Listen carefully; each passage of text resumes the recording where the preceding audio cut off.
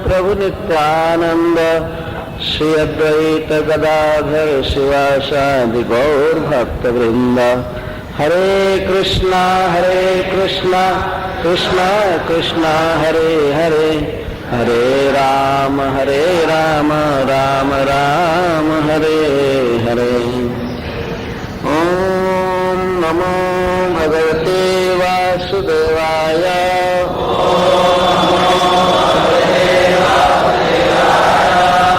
ओम नमो भगवते वासुदेवाय।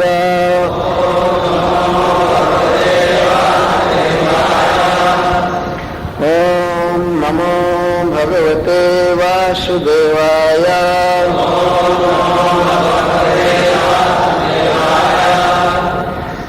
नमामि ईश्वरं सच्चिदानन्दरूपं लसत्कुण्डलं गोकुले विराजमानं यशोदाभिया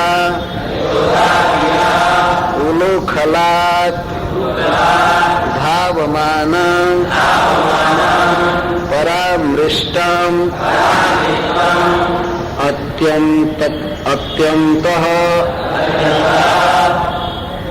अत्यन्ततो धृत्या गोप्या नमामीश्वरं सच्चिदानन्दरूपं लसत्कुण्डलं गोकुले विराजमानं। नमामीश्वरं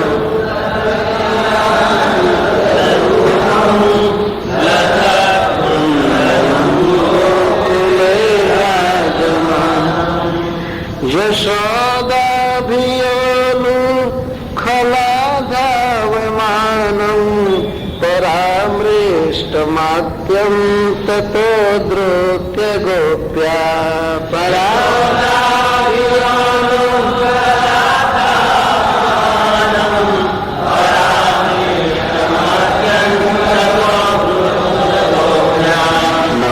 नमामीश्वरं सच्चिदानन्दरूपं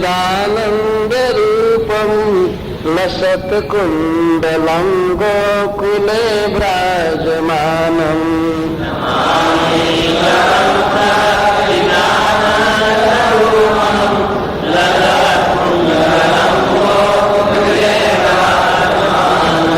यशोदाभियोलुखलाधावमानं परामृष्टमाद्यं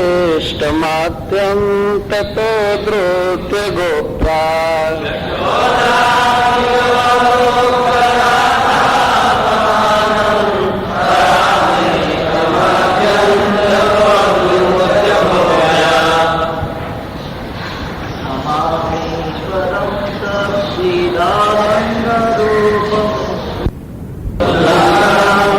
जो रो रहे हैं। सत्यव्रत मुनि ने इसकी रचना की है। पद्म पुराण में एक संवाद है। नारद जी वक्ता हैं और शौनक जी प्रश्न कर रहे हैं। तो नारद जी ने यह इतिहास कहा है कार्तिक महात्म्य में।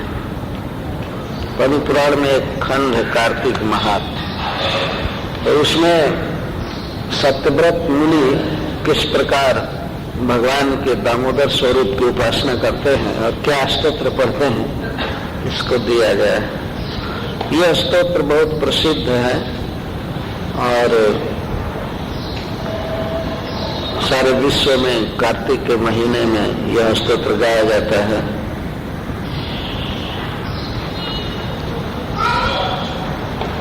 विशेष करके इस स्तोत्र में भगवान जो उखल में बांधे गए हैं इसी दृश्य का स्मरण करते हुए उन्हें प्रणाम किया जा रहा है।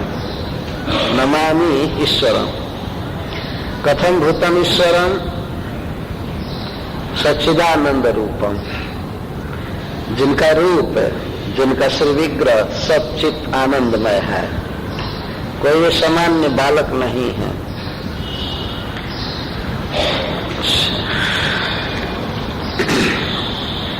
पुनः कथम भूतम ईश्वरम,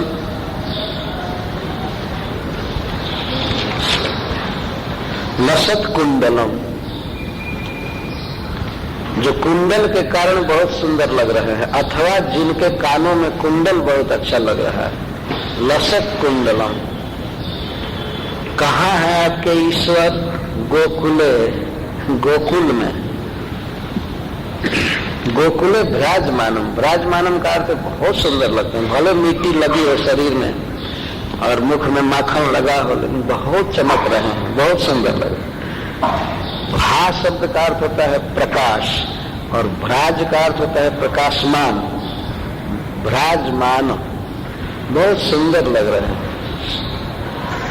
सूर्य की तरह तेज नहीं, सौंदर्य की किरणें निकल रही हैं, इसका अर्थ यह है। सूर्य से तेज निकलता है, ऐसे भगवान कृष्ण से सौंदर्य निकलता रहा। विराजमानो गोकुले, यशोदा धिया, जो ईश्वर, जो भगवान यशोदा के भय से, यशोदा धिया का अर्थ यशोदाया, धिया भय न, यशोदा के भय से उलूखलात, उखल से कूद पड़े, और धावमान, उलूखलात धावमान, उखल से कूद करके जो भाग रहे थे गोकुल की गलियों में इधर उधर, परंतु बहुत जोर लगा करके भाग रहे थे ईश्वर पर। गोपी के द्वारा अंत में तेज गति से चल करके पकड़ लिए गए। मतलब वो जितना स्पीड से भाग रहे थे, गोपी यशोदा उससे ज्यादा स्पीड से भागे, इसलिए द्रुत्य शब्द का प्रयोग किया गया।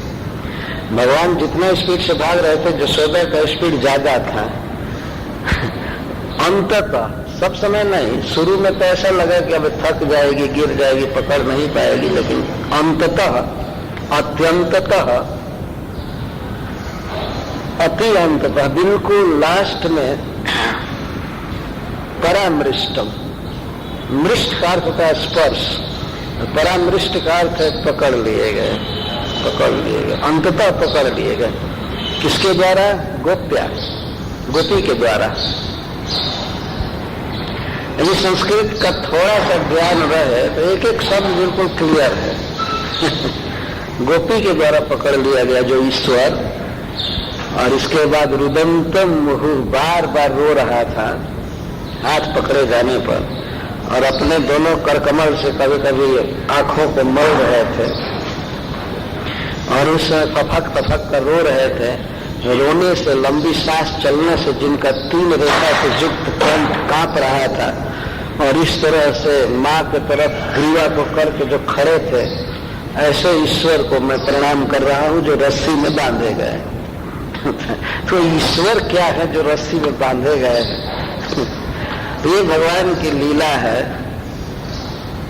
तो सत्यव्रत जी कहते हैं कि वास्तव में वे दामोदर हैं, उनके उदर में दाम लगा हुआ है, रस्सी लगी है, लेकिन वास्तव में वे भक्ति बद्धम है, भक्ति से बांधे गए। कृष्ण बंधी गए प्रेमवाद की डोरिया में।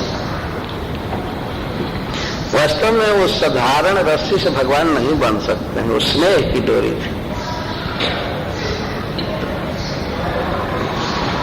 उस घटना का उल्लेख श्रीमद् भागवतम के 10वें स्कंद के 9वें अध्याय में है। थोड़ा सा मैं इसे कह देना चाहता हूँ।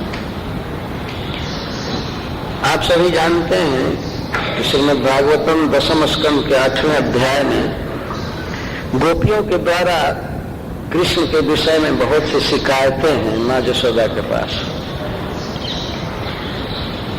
वास्तविकता यह है कि गोपियां श्री कृष्ण के बाल चापल्य को देखने के लिए यशोदा के पास आती थी, शिकायत करने के लिए नहीं आती थी, देखने के लिए आती थी और सुनने के लिए कृष्ण क्या क्या बोलते हैं, कैसे कैसे माँ से बातें करते हैं। परंतु आने का कोई न कोई बहाना चाहिए, वो कैसे आ जाए किसी के घर में काम धंधा छोड़कर। तो कृष्ण की बाल लीलाओं का, नटखट का ब्यौरा देने के लिए आती थी बहाना लेकर। वो आकर के कहती थी, देखो माँ, यह है आपका बेटा, वत्सान मुंचन क्वचित समय क्रोश संजात हास। यह असमय में गाय के बछड़ों को खोल देता है। बछड़े प्राय बंधे रहते हैं, लेकिन जब गौएं वन से लौटती थी उस समय अथवा दिन में भी कोई गाय घर पर रहती थी तो उसके बछड़े को असमय में खोल देता है।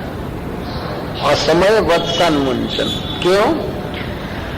श्री कृष्ण का किया कला थी। वे जानते थे कि बछड़ों को जब खोल दिया जाएगा वे गायों को पीने लगेंगे, तब गोपियां अपने अपने घर से निकल करके बछड़े को पकड़ने की चेष्टा करेंगी, घरों से निकल करके। तो उस समय हम लोग जा करके घर में माखन की चोरी करेंगे। जब तक तो घर में है तब तक चोरी करने का कोई अवसर नहीं मिल पाता था। तो चोरी का एक तरीका था, एक ही समय में 10, 20, 50 बछड़े खोल करके भगा देते। तो सब हल्ला होता तो बछड़े खुल गए। गोपियां सब अपने घर से दौड़ती थी इधर उधर बछड़ा रोकने के लिए। कोई दुहने लगती थी, कोई कुछ, और उसी समय सब ग्वाल सखा घरों में घुस करके और माखन खाने लगते थे। किसी दिन जब बछड़े खोलते समय पकड़ लिए जाते थे कृष्ण, और कोई गोपी डांटती थी। माँ जो से कह रही है कि जब हम डांटती हैं क्रोध संजात हास, जब हम डांटती हैं तब ये हंसता है। इसको दुख नहीं लगता है कुछ भी मारने की धमकी देने पर या गाली देने पर, ये हंसने लगता है। और माँ तर्क क्या करता है? तर्क देता है कि तुम्हारे बछड़े को खोला हूं कि अपने बछड़े को? तुम्हारे बछड़े को खोला ना, तो तुम्हारा बछड़ा गाय का दूध पिएगा, बलवान बनेगा, तो क्या मेरे काम में आएगा कि तुम्हारे काम में आएगा? दिन भर बछड़े को बांध करके मार रही हो, ये दूध पिएगा नहीं। कोई अपना बछड़ा थोड़े ला करके पिला दिया हूं, तुम्हारा ही तो बछड़ा पिलाया ना। अब गोपियों का कोई क्रोध रह नहीं जाता था। वास्तव में कभी भी उनका क्रोध नहीं था। क्रोध संजात हास। और यह खूब जानता है कि हम लोग किस समय घरों में नहीं रहती है। इसको पूरा पता हो गया है, 24 घंटे का पूरा रूटीन जानता है कि कब कहाँ औषधान रहती है। अच्छा, रानी जी अकेले आता तो कोई बात नहीं, कितना खाएगा, छोटा सा बालक है, लेकिन इसका पूरा दल है। पूरा दल है। अच्छा, उस पर भी माँ यशोदा कहते जाने दो, माखन ही खा गए, तो खा गए इसके लिए थोड़ा चिंता है। ये जितना खाता है उससे तो 100 गुना ये बानरों को और इधर उधर फेंक देता है, और बर्तन भी फोड़ देता है। भांडन भी नपती, बर्तन भी फोड़ देता है। और बच्चों को चींटी काटता है, उनकी शिखा को बांध देता है, जब उठते हैं तो रोने लगते हैं। बच्चों को तंग कर देते हैं। और जिस घर में माखन नहीं मिलता है, थोड़ा ऊंचा रहता है, तो उसके लिए उपाय रचता है। पीढ़ों को ऊपर करता है अथवा किसी गोप के पीठ पर चढ़ करके। तो माँ ने कहा कि थोड़ा और हाई रखो, थोड़ा और ऊंचा रखो। कितना उपाय करेगा? नहीं, जहां पर इसका हाथ नहीं पहुंच पाता है तो नीचे डंडा से उसमें छेद कर देता है और मुख रोकता है ऐसे। सभी बारी बारी से मुख रोक रोक करके पीते हैं, खाते हैं। कैसे पता लग जाता है कि इसमें तुम्हारा माखन रखा हुआ है? क्या कहें माँ जी, वो जो माखन है स्निग्ध होता है, जहां तक बर्तन में रहता है तो सिक्त हो जाता है, तो उसको पता लग जाता है कि यहाँ तक भींगा हुआ है। ये जरूर ताजा माखन है, इसमें से यह है वह है, ऐसे है ऐसे है। बहुत उपाय करता है। और तो माँ जो सभी ने कहा किसी तरह से उसको दूर करो, ढक करके रखो, दूर करो। तो कहते हैं दूर भी कैसे रखें? जिस घर में माखन नहीं मिलता है उस घर को इतना साफ देता है, कहता है इसमें दरिद्रता का निवास है और कल इस घर को जला दूंगा। बाप रे बाप, यहाँ मेरे खाने के लिए कुछ भी नहीं मिला। तो इस डर से हम लोग ठेके को थोड़ा कम ऊंचा रखती।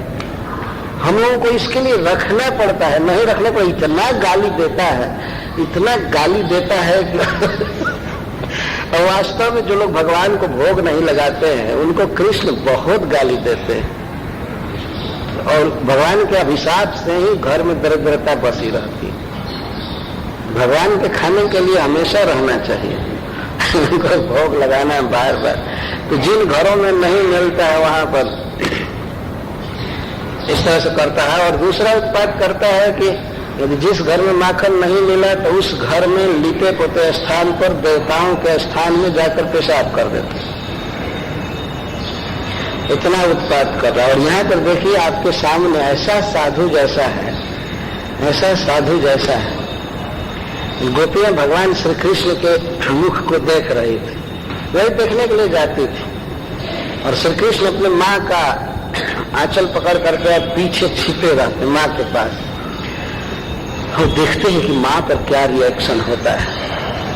लेकिन गोपियां कितना भी उलाहना देती हैं तो माँ सख्त कार्रवाई नहीं करती है, वो हंसने लगती है। अच्छा ऐसा किया, अच्छा ऐसा किया। यह सुनते ही कृष्ण सामने आकर के गोपियों को कहते हैं लाहना दे रही है, लाहना दे रही है। आखिर मेरी माँ है ना, मुझे थोड़े मारेगी। और यही देखने के लिए गोपियां रोज जाती थी। लेकिन इसके बाद श्रील सुखदेव गोस्वामी जो कथा चालू कर रहे हैं तो उसके कथा के उपक्रम में प्रारंभ में श्री सनातन गोस्वामी पाद जी लिखते हैं कि गोपियों का बार बार उलाहना आने से माँ को चिंता होने लगी कि मेरे पुत्र का स्वभाव बिगड़ रहा है, आदत बिगड़ रही है। हमारे घर में इतना दूध है, माखन है, दही है, घी है, सब भरा पड़ा है। और ये एक राजा का पुत्र है, मेरा पुत्र है, दूसरे के घर में जा जाकर के खा रहा है, वो भी चोरी करके। यह ठीक नहीं। इसकी आदत बिगड़ती जाएगी। आज माखन चुरा रहा है तो कल दूसरा भी चुराएगा, किसी का आभूषण चुराएगा, कपड़ा चुरा सकता है। तो जब चोरी की आदत है तो आज तो बच्चा है, बुद्धि नहीं है कि धन चाहिए, यह चाहिए। जैसे जैसे बुद्धि विकसित होगी तो फिर आगे के निर्वाह के लिए धन चुराएगा, आभूषण चुराएगा। और कहीं आदत और बिगड़ती गई तो जवान होने पर किसी की छोरी को, लड़की को चुरा कर ले जाएगा। ये भी तो कर सकता है। तो माँ को बहुत चिंता हो गई अपने पुत्र के प्रति। माँ यशोदा पूर्ण कृष्ण स्नेहमयी है। कृष्ण के सेवा के अलावा, स्नेह के अलावा माँ के शरीर में कुछ भी नहीं है। जो भी सोच रहे थे कृष्ण के हित के लिए कि अपने बच्चे को ठीक करना चाहिए, दूसरे के घर में नहीं जाने देना चाहिए, तो उसने बहुत मनोयोग के साथ यह निश्चय किया कि लगता है कि मेरे घर का माखन अच्छा नहीं होता है। यदि हमारे घर का माखन अच्छा होता तो मेरा पुत्र दूसरे के घर के माखन की स्पेया क्यों करता, क्यों चाहता है। तो विचार करके एक दिन सोची कि अब ऐसा माखन उत्पन्न करूंगी, ऐसा माखन उत्पन्न करूंगी कि कृष्ण दूसरे के घर में जाने का नाम नहीं लेगा। अपने घर में जब माल मिलेगा खाने को तो दूसरे के घर में क्यों जाएगा। ये माँ ने सोचा, बहुत अच्छा सोचा। तो इसके लिए एक दिन माँ ने पद्मगंधा गाय का दूध मंगाया। ब्रज में कुछ स्पेशल गौएं रहती थी जिनके शरीर से कमल की गंध निकलती थी, पद्म की गंध, उन्हें पद्मगंधा गाय कहते। और उन गायों को स्पेशल चरागाह में चराया जाता था, जहां की घास, सुगंधित घास, कोमल कोमल। जैसे आजकल के लोग जो ये डेयरी देखते हैं, गौएं बंधी रहती हैं और चीज खाते रहते हैं, अनाज वगैरह, वो लोग कल्पना नहीं कर सकते हैं कि गौएं घास खा करके कितना सुखी होती हैं, चर करके, खास करके अपने मुख से। तो सुगंधित गायों को घासों को खिलाया जाता, चराया जाता था उन गौओं को। उनका दूध लेकर के वो औंठने का अर्थ गर्म करना, बार बार गर्म करना, गाढ़ा करना। इसके बाद उसमें जामन दिया। और दीपावली के दिन भोर में वह स्वयं ही दही मथने लगी। इंद्र पूजा का दिन था, एक दिन के बाद ही। तो इंद्र पूजा की तैयारी चल रही थी। बहुत वर्ष वार्षिक नियम था तो घर की दासियों को माँ यशोदा ने अन्य कार्यों में लगा दिया कि अब तुम लोग दूसरा काम देखो, और कृष्ण के लिए मैं दही मथूंगी। कार्य की निर्विघ्न समाप्ति के लिए और माखन अच्छा होना चाहिए, इसके लिए माँ ने रेशमी साड़ी पहना। कौन सा वस्त्र पहन करके कौन काम किया जाता है, वस्त्र का भी बहुत महत्व है। जैसे हम लोग भगवान की पूजा करने जाते हैं तो स्वच्छ साफ धोया हुआ वस्त्र पहनते हैं, वैसे नहीं कि पैंट पहन करके और चले गए आरती करना, ऐसा कभी नहीं होता है। ये पैंट शैंट में दूसरा परमाणु होता है, देवता लोग कभी नहीं पहनते। ये पैंट शैंट सब असुरों का पहनावा है वास्तव।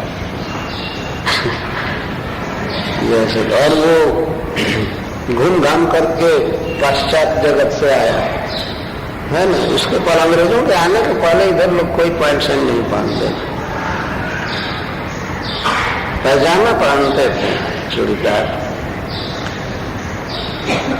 तो सब चीज का महत्व होता है। क्षौमं वास पृथु कटि तटे बिभ्रति सूत्र नद्धम पुत्र स्नेह स्मित कुछ जुगम जात कंपम च शुभ्रु रज्वाकर्ष श्रम भूत चलत कंकड़ कुंड बेच स्वीनम वक्त्रम कबर बिगलन मालती निर्मंथ।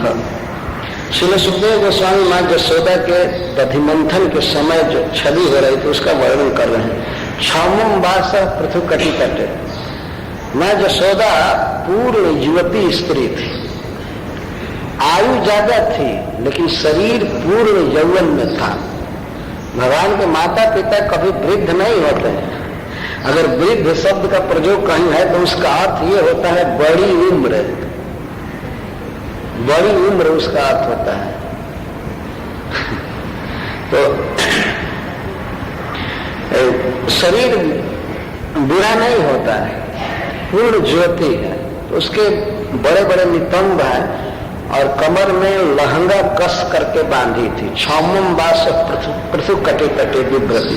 पृथु कटि तटे, कटि कमर को कहते हैं और तट का अर्थ नीचे नितंब, ऊपर तो छीण होता है, उधर कटि। और तो पृथु नितंब पर वह रेशमी लहंगा कस करके बांधी थी। क्षौमं वास पृथु कटि तटे बिभ्रति सूत्र नद्धम। सूत्र नद्धम खूब अच्छा से नद्धम करके बांधा हुआ, सूते से बांध ली थी। यह सूत्र नद्धम से तात्पर्य है करधनी, बेल्ट चौड़ा सोने का बांधी थी उसके ऊपर। पुत्र स्नेह स्मित कुछ जुगम जात कंपन च शुभ्र। और मां के दोनों स्तन चुचुआ रहे थे। कृष्ण के लिए दही मत रहे तो कृष्ण को दूध पिलाने के लिए दोनों स्तन उमड़ रहे थे, तो स्तनों से दूध चू रहे थे। एक बहुत ही सुंदर भाव लिखा है भक्त ने कि माँ के दूध जो स्तन से चू रहे थे, तो वे दूध सोच रहे थे कि माँ आज ऐसा माखन निकालने जा रही है कि कृष्ण खा लेंगे माखन, उनका पेट भर जाएगा, तो आज हमको नहीं पिएंगे। तो दूध विकल हो रहा था, इसलिए बाहर आ रहा था कि माँ की दृष्टि पड़े। लेकिन माँ तो दही मथने में तल्लीन थी, तो दूध चू रहे थे, चू करके माँ के कंचुकी के ऊपर आ रहे थे। पुत्र स्नेह स्मित कुछ जुगम, पुत्र के स्नेह से दोनों चुचुआ रहे थे। जात कंपम चशुद्रु, और स्तनों में कंप हो रहा था। एक तो ऐसे चलाने से कंप हो रहा था, लेकिन कृष्ण आज हमको नहीं पिएंगे, माखन खाकर संतुष्ट हो जाएंगे, इस भय से स्तन कांप रहे थे। रज्ज्वाकर्ष श्रम भूत चलत कंकड़ कुंडले च, और रज्जु आकर्षित कर रही थी। आप सभी जानते हैं कि दही का बड़ा मटका होता है और उसमें मथानी होती है। मथानी को चलाने में दही को आंदोलित करना पड़ता है, तो मेहनत का काम होता है। देखने में लगता है कोई गोपी चला रहे, बहुत आनंद की बात है, लेकिन उसमें मेहनत लगता है, हाथ थक जाता है। हमको याद है, हम झारखंड पृथ्वी में एक बार पहाड़ पर गए थे, तो एक जगह पर एक गोपी मथ रही थी अपने बच्चे को गोद में लेकर के। तो हम लोग टेप रिकॉर्डर लिए थे। हमको तो याद आ गया कि अरे भगवान इसी तरह गोद में कभी कभी रहते होंगे, माँ मंथन करती होगी। तो हम लोग टेप कर रहे थे, घर आवाज, दधि मंथन के शब्द को रिकॉर्ड कर रहे थे। तो मैंने कहा उस गोपी से, तेरे बच्चे को रुला सकती हो किसी तरह से। और ऐसे जब ही कहा तब ही बच्चा रोने लगा, ये करने लगा, वो भी आया हुआ है टेप से। तो हमारे देखो कृष्ण रो रहे हैं, कृष्ण रो रहे हैं। तो उससे हमने कहा कि दीजिए जरा हम मत हैं। तो हट गए, हम मथने लगे तो दही इतना बड़ा मटका था, दही अभी गाढ़ा था, तो चलाने में हाथ दुखने लगा। तो सुखदेव गोस्वामी वर्णन करते हैं कि रज्जु पर से श्रम भुज चलत कंकड़े कुंडले, रज्जु खींचने में भुजाओं में श्रम हो रहा था। भुजाओं में श्रम होने सारे शरीर शीर्ण हो गया और मुख पर पसीने की बूंदें आने लगी। भोर का समय था, दीपावली का सवेर भोर, उसमें माँ के शरीर पर पसीना आने लगा, विशेष करके मुख पर। स्विन्नम वक्त्रम, कबर विगलम, और कबर में जूड़े में जो मालती के पुष्प खोसे गए थे वे सब गिरने लगे जैसे चरण। इस तरह से दही मथ रही थी, और दही मथते समय श्री कृष्ण की बाल लीलाओं को ही गाती जा रही थी। इस तरह से माँ के स्वरूप का वर्णन किया है। मैं बहुत विस्तार से नहीं जाऊंगा, ये तो सब सप्ताह में बहुत विस्तार किया जाता है। तो इस तरह से जब मत रही थी, माँ को केवल कृष्ण का स्मरण हो रहा था, कृष्ण की लीलाओं का, उनका चलना, हंसना, खाना, चोरी करना, या पूतना उद्धार आदि, पूतना का बध आदि, यही सब लीलाएं गाती जाती थी, सोचती जाती थी। उसको ध्यान नहीं था दही मथने का, काम कर रही थी, मन भगवान में था, बाल लीला में। तब तक अकस्मात भगवान प्रतिदिन जब जगते थे उससे पहले जग गए, और जगे जब कृष्ण तो उन्होंने माँ को देखना प्रारंभ किया। बच्चों का स्वभाव होता है, वे माँ के गोद में रहते हैं और माँ का आस्तन पीते रहते हैं। पीते समय कुछ गाते भी हैं, अपना आनंद उच्छ्वास प्रकट करते हैं, मुन्ने मुन्ने कुछ न कुछ कहते रहते हैं। तो कृष्ण तो माँ के गोद में ही सोते थे, पीते रहते थे। रात में जब भी उनकी इच्छा करे पीते रहते थे, भोर में पीते रहते थे। उनको नहाने धोने मुंह धोने का कोई नियम नहीं, ऐसे ही बच्चे पवित्र होते। जो ही जगे तो आंख बंद किए किए ही और स्तन देखने लगे तो माँ कहाँ है। जैसे हाथ किए तो बहुत दूर हाथ करने पर भी माँ नहीं थी। माँ तो दही मंथन कर रही थी, बेड पर थी नहीं। देखने लगे माँ कहाँ चले गए, कहाँ चले गए, करने लगे। इस तरह से रो रहे थे जैसे उन्हें बहुत भूख लगी है, बहुत भूख लगी। माँ कहाँ गई, कहाँ गई, इस तरह से वे ये करते हुए रोते हुए खोजने लगे माँ को। तो उधर से आवाज आ रही थी दही मंथन की, और माँ का कंठ वे पहचानते थे, माँ गा रही है, इनकी ही लीलाएं गा रही। तो माँ का स्वर सुन करके धीरे धीरे वहां चले गए जहां वो दही मथ रही थी। तो भगवान देखने लगे कि माँ तो बिल्कुल विभोर है, इसको तो क्या करे कि यह दही मंथन कर्म रोके और हमको दूध पिलाए, जबकि इनके लिए ही माखन निकाला जा रहा है। लेकिन फिर भी भगवान के अलीला, उन्हें सोचा कैसे रोके। भगवान ने एक उपाय सोचा कि जिस मंथन दंड को घुमा रही है उसी को हाथ से पकड़ करके ब्रेक लगा दूं, घूमने न पाए, तब माँ की बाह्य वृत्ति होगी। और वही किया उन्होंने, अपने छोटे छोटे हाथों से मंथन दंड को नीचे पकड़े घड़ा के ऊपर, ऐसे पकड़ करके और जान कर दिए। तो अनंत शक्ति भगवान जिसको पकड़ के वो ऐसे मंच सोदा घुमाती थी, तब तक अकस्मात स्टक हो गया, नहीं आ रहा था। तब उसने ध्यान से देखा क्या हो गया, मंथन दल घूम क्यों नहीं रहा है। तो जब वो आंखें खोली बाह्य वृत्ति की तो देखती है कृष्ण आ गया, कृष्ण पकड़ा है। तो मैं सोचने लगी अच्छा कितना बुद्धिमान है, भगवान इसकी बुद्धि भी विकसित कर रहे हैं। उसको प्रसन्नता हुई, किस तरह से पकड़ा मेरा ध्यान आकृष्ट करने के लिए। माँ इस पर प्रसन्न हुई, लेकिन देखने लगी कि आगे क्या करता है। माँ उठाई नहीं कृष्ण को। तो कृष्ण देखे कि माँ ने काम रोक दिया और देख रहे कि क्या करता है। तो श्री कृष्ण इसके बाद माँ के हाथ को पकड़े, ऐसे ऊपर हाथ करके अपने हाथ को पकड़े और एक पैर खड़ा कर दिए मटकी के ऊपर और माँ का बांह पकड़ करके ऐसे और उसके गोद में चढ़ गए। माँ ने कोई प्रयास नहीं किया। माँ यह देख रही थी कि बच्चे की बुद्धि विकसित हो रही है और रोज रोज चोरी करते करते ही बहुत बुद्धि हो गई थी। वो चढ़ गए और चढ़ करके स्वयं ही माँ की एक कंचुकी को हटा करके और उनका जो आहार है दूध वो पीने लगे, खूब आराम से पीने लगे।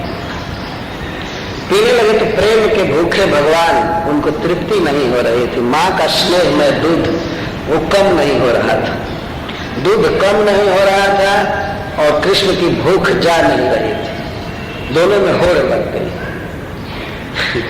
प्रेम में और सेवा हो रही थी। भगवान को दूध पिलाती जा रहे थे और भगवान पीते जा रहे थे। वो देर तक पिए। इसी बीच अंगीठी पर रखा हुआ पद्मगंधा गाय का दूध जो औंटा जा रहा था, उसमें उफान आ गया। आंगन में उफान आ गया। हरिश्री जी कहते हैं उस दूध ने ये सोचा कि भगवान अपने माँ का दूध पी करके तृप्त हो जाएंगे तो मैं जो आग में मरमर कर तपस्या कर रहा हूं मैं किस काम आऊंगा, इसलिए माँ के सामने आत्महत्या करना चाहिए, तब इसको दया आएगी। तो शायद ये सोच करके दूध उबल गया, आग में कूदना चाहता था, तब तक माँ की दृष्टि पड़ी। तो कृष्ण के तृप्ति या तृप्ति पर माँ का ध्यान नहीं गया। वो तुरंत कृष्ण को हटा करके जमीन पर रख करके और दौड़ी जो ही जा रही थी तो ही दूध शर्म के मारे नीचे आ गया। उसने सोचा कि माँ के प्रेम सुख में मैं बाधा दिया। तो माँ ने देखा कि दूध औंटा जा चुका है तो उसको उतार करके और रख। श्रीपद वल्लभाचार्य जी ने एक प्रश्न किया है कि कृष्ण को लेकर के ही क्यों नहीं गई। कृष्ण तो कोई इतना भारी नहीं थे, दूध उतारने थे तो कृष्ण को लेकर के गई होती है। मेरा स्वयं उत्तर देते हैं कि नहीं, कृष्ण को लेकर के गई होती तो जाने में कृष्ण के ओठों में लग जाता, शरीर दुख होता, या भी उतने वेग से नहीं जा सकते, तो इसलिए कृष्ण को उतार करके गई। अब भगवान को क्रोध आ गया, बाप रे बाप, मेरी तृप्ति पर इसका कोई ध्यान नहीं है। थोड़ा दूध जल ही जाता तो क्या हो जाता, इतना दूध भरा पड़ा है घर में और थोड़ा सा दूध बचाने के लिए और मेरी इतनी भारी उपेक्षा की। ये बच्चे भी मान चाहते हैं, वास्तव में छोटा छोटा होते हैं लेकिन वो भी बहुत बड़ी बड़ी बात सोचते हैं। क्यों हमको गोद से उतारी, क्यों नहीं पीने दिया। थोड़ा सा दूध बचाने के लिए और हमारा तिरस्कार कर रही है। तुम्हारा तिरस्कार क्या 2 मिनट के बाद आकर के पिलाएगी, फिर तो उसको आकर के पिलाना ही था। लेकिन भगवान इसी पर एक लीला की, क्रोध आ गया, दिव्य क्रोध, लाल लाल ओठों का स्पर्श करके क्रोध धन्य हो गया। यदि प्राकृत क्रोध भगवान में संभव ही नहीं है, लेकिन क्रोध की मुद्रा देखने लगे, ओठ फड़कने लगे भगवान के क्रोध से।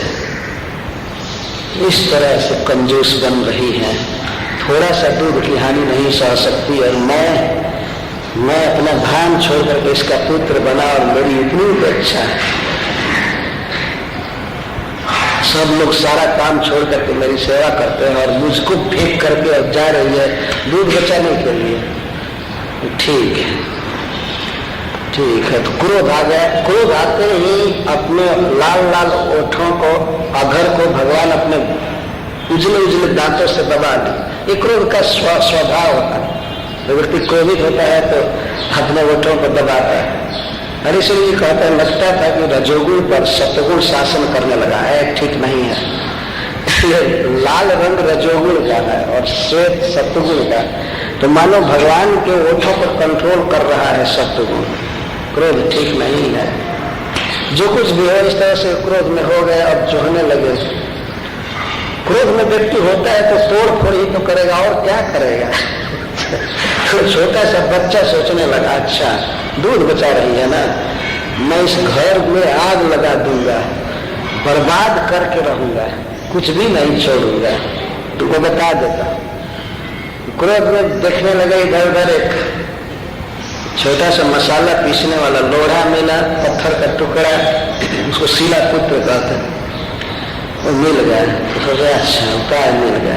तो ये जो मटका है जो कई वर्षों से दूध दही खाया है, मजबूत है, थोड़ा सा दूध को बचाने गई ना, मैं इतने अच्छे मटके को अभी चूर्ण कर देता हूँ और इसका दही भी बह जाएगा, वही हो जाएगा, इतनी बड़ी हानि होगी। उपाय सोचने लगे क्या करूं। उसको छोड़ना चाहते थे, लेकिन सोचे कि अगर आवाज कहीं कान में चली जाएगी माँ के तो आकर के खूब अच्छी मरम्मत कर देगी। तो इसीलिए वो बड़ी चतुराई से उसके पेंदी में जहां पर दही भरा हुआ था, जहां तक उसके नीचे उन्होंने मारा ऐसे जोर से कि आवाज न निकलने पावे और छेद हो जाए, मटका पूरा न फूटे, छेद हो जाए, इतना छेद हो जाए कि दही सारा बह जाए। उसके बाद तो माटी के बर्तन की मरम्मत होती नहीं है, एक जगह छेद हुआ तो हुआ, खत्म हुआ। ऐसे मारे तब तक दही जो पतला हो चुका था मथने से बलबल बलबल बह करके चारों तरफ फैल गया। अब तो भगवान बड़े फेर में पड़े कि हम कहाँ भागे, अब कहाँ भागे, कहाँ जाए। जो भगवान 3 पग में सारे ब्रह्मांड को नाप लिए थे, वे अब दही के क्षेत्र को लांघने में समर्थ नहीं थे। अब क्या करें, अब क्या करें। तो सोचे कि माँ तो अब आने ही वाले हैं, तब तक उसी दही पर छप छप भागे, पैर रखते हुए भागे। भगवान का अद्भुत माधुर्य, उस पर भागने लगे। भाग करके गए दूसरे घर में, जहां पहले का माखन रखा हुआ था उसको उतारे, मैंने उखल को उल्टा किए, उखल को तुरंत उल्टा करके और ऊपर से उतार करके और खाने लगे। और बानर जुट गए उसमें, उनको बांटने लगे और देखते जाते थे कि माँ आ रही है, माँ आ रही है। चौर विशंकित आंखों से देखते जा रहे थे, कभी कभी खाने का नाटक आता, आंखों में आंसू भर गया था। ये दिखा रहे थे मैं भूख से मर रहा हूं और फिर भी मेरी इसने उपेक्षा किया है, तो क्या करूं, बासी माखन खाऊंगा नहीं तो क्या करूंगा, जीऊंगा कैसे। वाह, इतना छोटा सा बच्चा, वास्तव में जो कुछ भी भगवान कर रहे थे वो भी माँ के प्रति स्नेह से कर रहे थे। बच्चे जब इस तरह की बात माँ के साथ करते हैं तो माँ प्रसन्न होती है कि हमको हमारे साथ इसकी प्रीति है, हमको अपना समझ रहा है, इसको विश्वास है कि माँ हमें मनाएगी, हमको मिठाई देगी, चाहे करेगी, वह करेगी। वास्तव में एक बहुत बड़ा सुख है इस संसार में। बच्चे जब बोलते हैं, स्पर्श करते हैं, रूठते हैं, तो उनको मनाने में बहुत बड़ा सुख मिलता है। ये गृहस्थों को इसका अनुभव होता है। एक कवि ने कहा है कि यदि इस संसार में अपनी रूठी हुई पत्नी को मनाने का सुख और रूठे हुए बच्चे को मना करके गोद में लेकर के उसका हंसता हुआ चेहरा देखने का सुख नहीं होता, तो कौन इस गृहस्थी को स्वीकार करेगा। ये 2 सुख है, अपने बच्चे को गोद में खिलाने का और अपनी रूठी हुई प्रिया को मनाने का, ये 2 सुख है। अन्यथा इस घर की हस्ती में कौन पड़ेगा। और वास्तव में ये बात बिल्कुल सत्य है। एक बार भगवान कृष्ण अपनी पत्नी से, रुक्मिणी जी से परिहास किए कि तुम हमको छोड़ दो, जाओ दूसरे को से विदा कर लो। फिर ऐसे अकस्मात कहने लगे, हाँ वैसे नहीं, हम तुम्हारी इच्छा पूरी नहीं कर पाएंगे, हम स्त्री में आसक्त भी नहीं रहते हैं, हमसे तो वही लोग प्रेम करते हैं जो फक्कर होते हैं, अकिंचन होते हैं, हमसे दूसरे लोग प्रेम नहीं करते। तो रुक्मिणी जी माँ ने पूछी तब आप विवाह क्यों किए हमसे। तो भगवान कहे कि हम तो केवल जरासंध शिशुपाल आदि का मान मर्दन करने के लिए तुमको लाए थे, तुमने हमारी तो यह शक्ति नहीं। तुम चाहती हो कि तुम्हारे जीवन में धन मिले, सारी इच्छाएं पूर्ण हो, तो किसी राजा से विवाह कर लो। विवाह में अगर नया कुछ खर्च लगेगा तो मैं भी मदद कर दूंगा। लेकिन अच्छा हुआ उस समय तुमने सोचा नहीं, कुछ भिखमंगों ने मेरी प्रशंसा कर दिया, नारद आदि ने इसी आवेश में आकर तुम मेरे साथ विवाह कर लेते हो। तो रुक्मिणी की ये नहीं समझ पाई कि भगवान प्रयास कर रहे हैं, वो तो गिर गई बेहोश होकर। फिर भगवान उठाए, उनके मुख को पोछे, केशों को ठीक किए, अपने गोद में बैठा करके और लगे कहने तुमने ये नहीं समझा कि मैं परिहास कर रहा हूं। तो रुक्मिणी की पूछती है कि आप परिहास क्यों किए, ऐसा परिहास किया जाता है।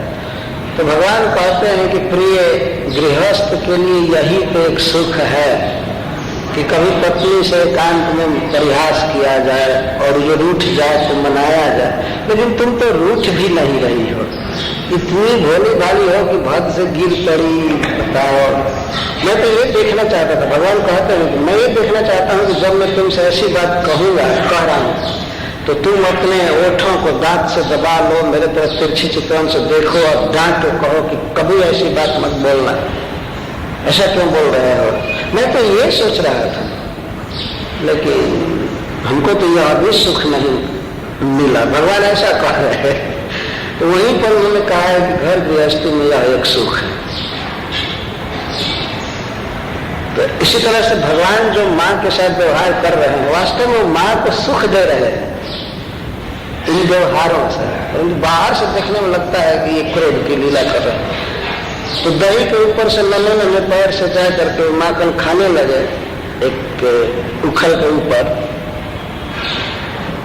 माँ जब दूध उतार करके आई तो देखी कि मटका तो फूट गया है, दही फैल गया है।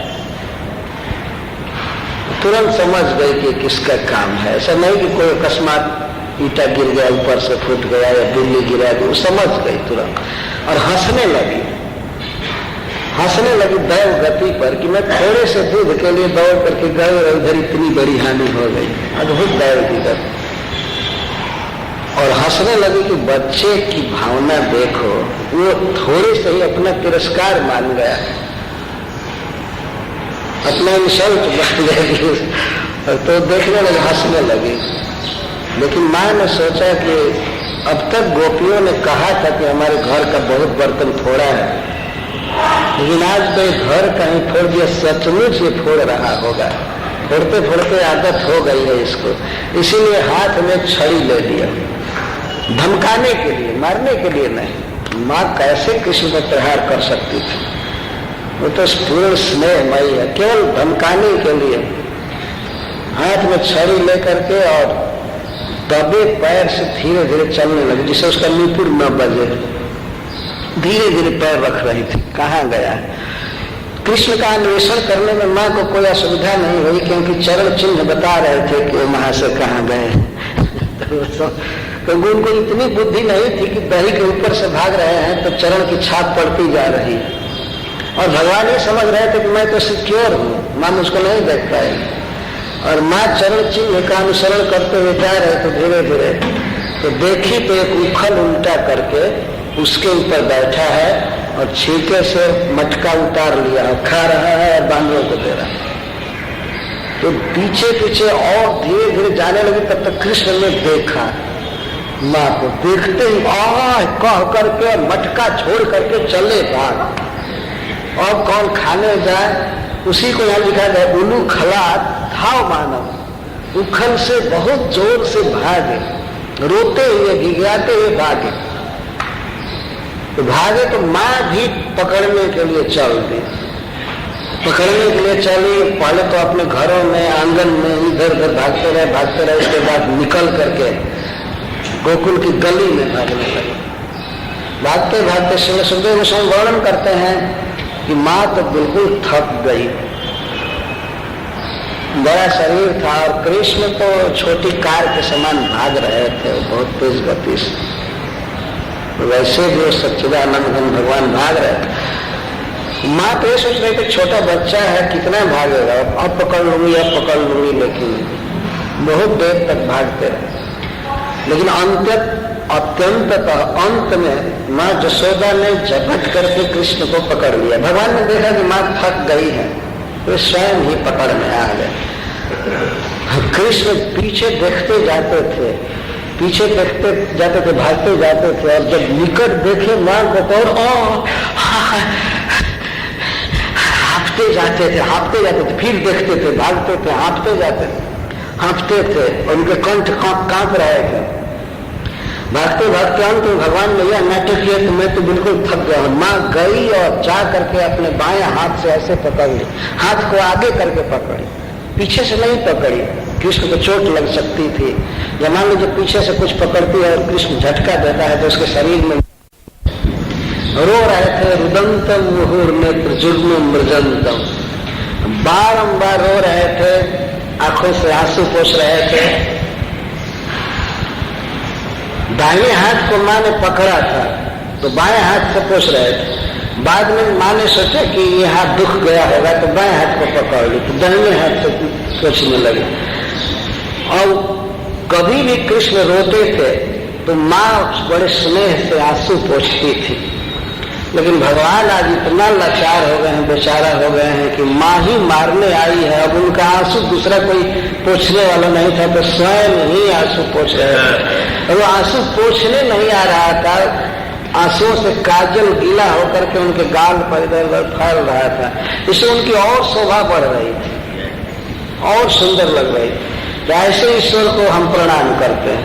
सत्यव्रत जी कह रहे हैं जिस ईश्वर की ऐसी दुर्दशा हो रही है उसको मैं प्रणाम करता हूं। घूम रो रहे थे। रुदंतम मुहुर नेत्र जुग्मे मृजंतम, कराम्भोज जुग्मे में सातंक नेत्र, कराम्भोज जुग्मे। भगवान के दोनों हस्त कमल के समान सुकुमार थे और उन्हीं से वे अपने आंखों को मल रहे थे। काजल फैल रहा था अपने गाल में, गल उससे और सुंदर लग रहे थे। और मुहुर श्वास कम पत्र की देखांक कंठ स्थित ग्रह दामोदरम भक्तिवत, बार बार फफाक रहे थे माँ की तरफ देख करके कि हाय रे, माँ जब मेरे विपरीत हो गई तो दुनिया में मेरा कौन सहारा रहा। कृष्ण ये सोच रहे थे। और जब माँ ने खास करके रस्सी उठाया तब तो और अब तो पशु जैसे बांध कर रखेगी। कृष्ण को यह भाव हो गया कि किसी दिन नहीं खोलेगी। जैसे बांध करके पशुओं को घास डाला जाता है ऐसे ही बांध करके रखेगी। आए बाप आए दादा ये करने लगे। आप कैसे जीऊंगा, खेलने को नहीं मिलेगा, कहीं घूमने को नहीं मिलेगा। इस तरह से रो रहे थे, फफाक रहे थे। जब बच्चे रोते हैं आपने देखा होगा, लंबी सांस चलती है और गला वाष्प से भर जाता है, आंसुओं से भर जाता है। तो इसलिए सांस लेने में भी कुछ कठिनाई होती है और बोलने में। तो इस तरह फफक करके रो रहे थे। कृष्ण के कंठ में 3 रेखा शंख जैसी, ग्रीवा के ऊपर मां की तरफ बेचारी दृष्टि, सातंक नेत्रम, भयभीत नेत्र से और अनुकंपित माँ अनुकंपा करे, मेरी दशा को देख करके दया करे, मुझे बांधे ना, मुझे छोड़ दे, मुझे न पीटे। इस तरह से देख रहे थे। ऐसे ईश्वर को मैं प्रणाम करता हूँ। सातंक नेत्र, नेत्र में इतना भय था और इतनी आशा भरी थी दया दृष्टि हो जाए माँ की, छोड़ दे। लेकिन माँ तो माँ थी, रोज तो क्षमा किया था लेकिन आज नहीं क्षमा करेगी। ये माँ ने देखा कि बहुत डर गया है तो छड़ी छोड़ दिया, छड़ी फेंक दिया। जब छड़ी फेंक दिया शुरू में, जब छड़ी फेंक दिया तो कुछ आश्वासन आया और तब तक रस्सी उठाने लगी। तो छड़ी से तो एक दो छड़ी पीट करके छोड़ देती, दिन भर घूमते, लेकिन अब तो पशु की तरह बांध कर रखेगी और रोने लगे। बांधने लगी माँ। सबसे पहले अपने केस में जो जोड़ा बांधी थी, रेशमी वस्त्र था, रेशमी रस्सी, लगभग 1.5 फीट रहा।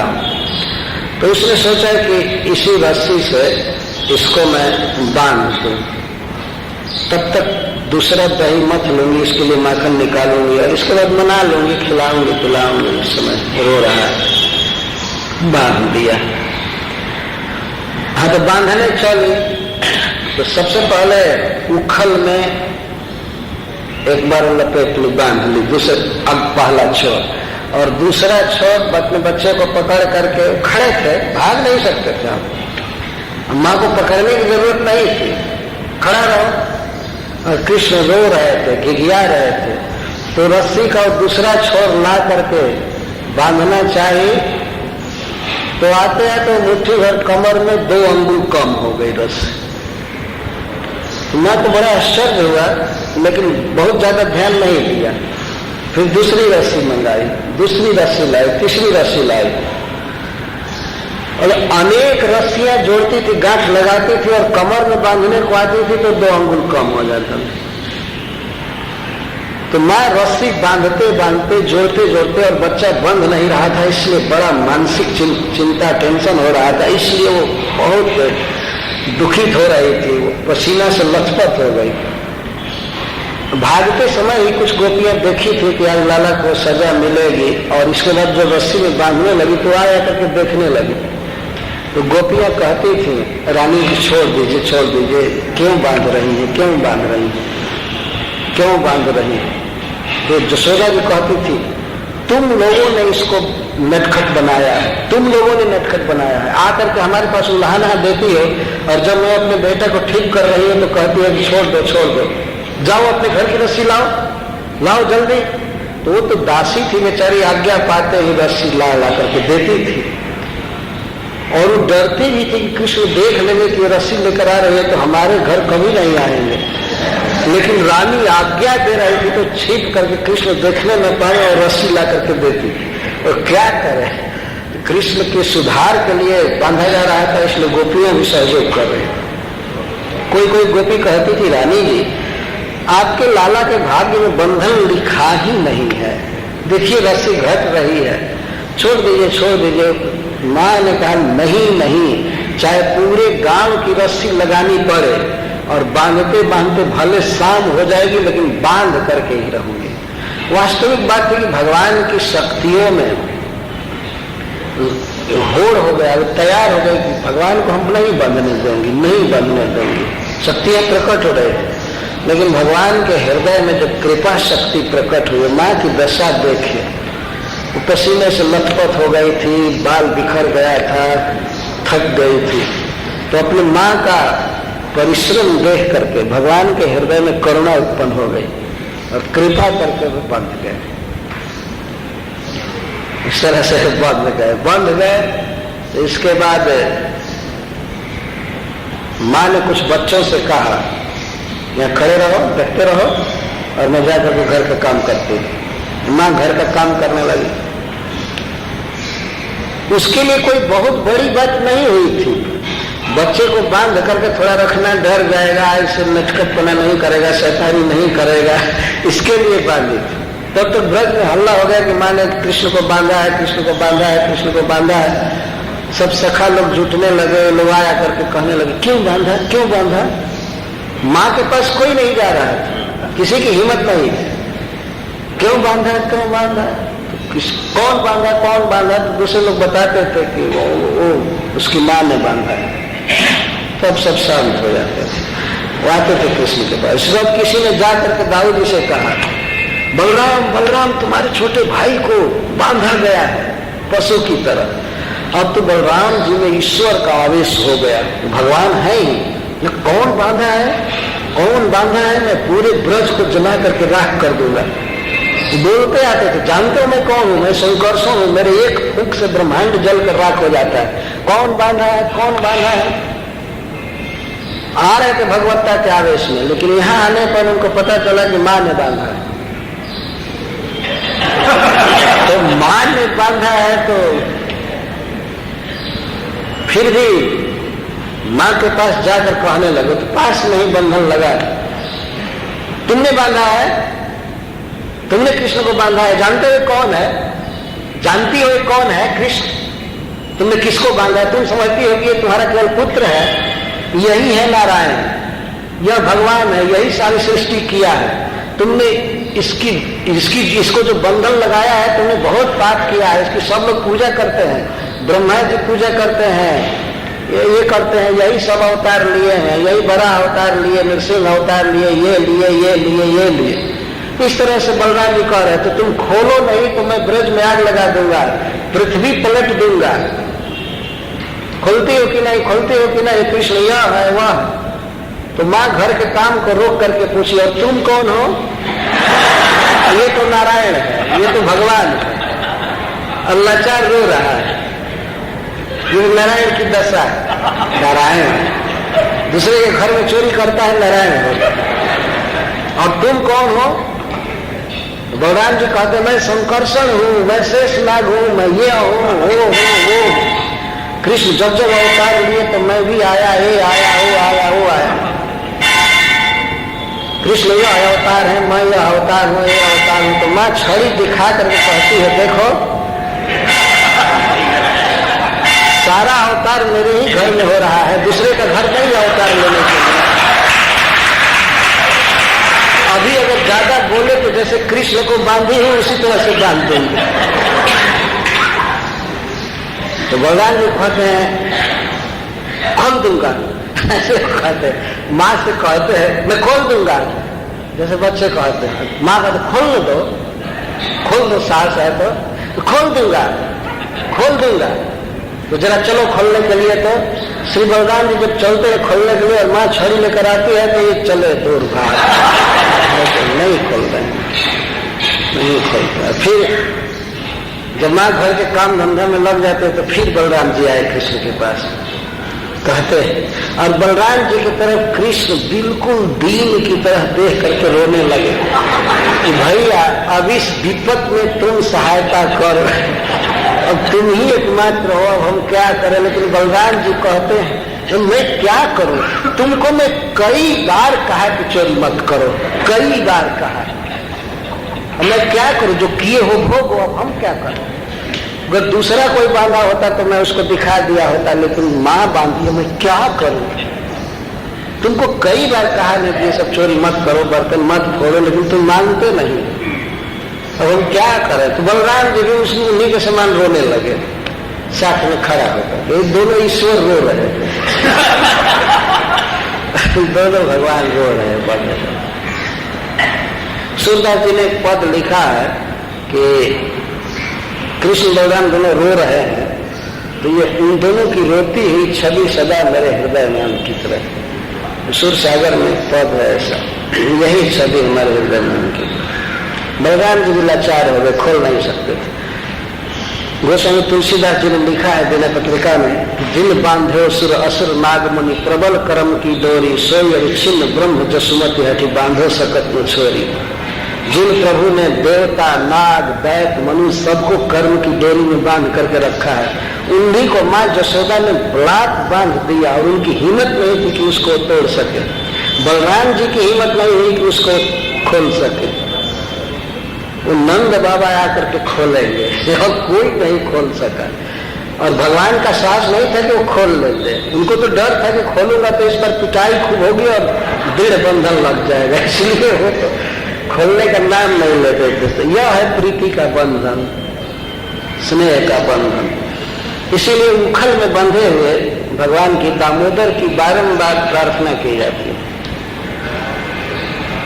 सतगुरु जी मानते हैं कि जिस प्रकार आपने कुबेर के पुत्रों को भक्ति दिया बद्ध मूर्ति से, उसी तरह आपका ये बंधा हुआ स्वरूप मेरे हृदय में सदा उदित रहे। मुझे न मोक्ष चाहिए, न राज्य चाहिए, न कुछ भी चाहिए।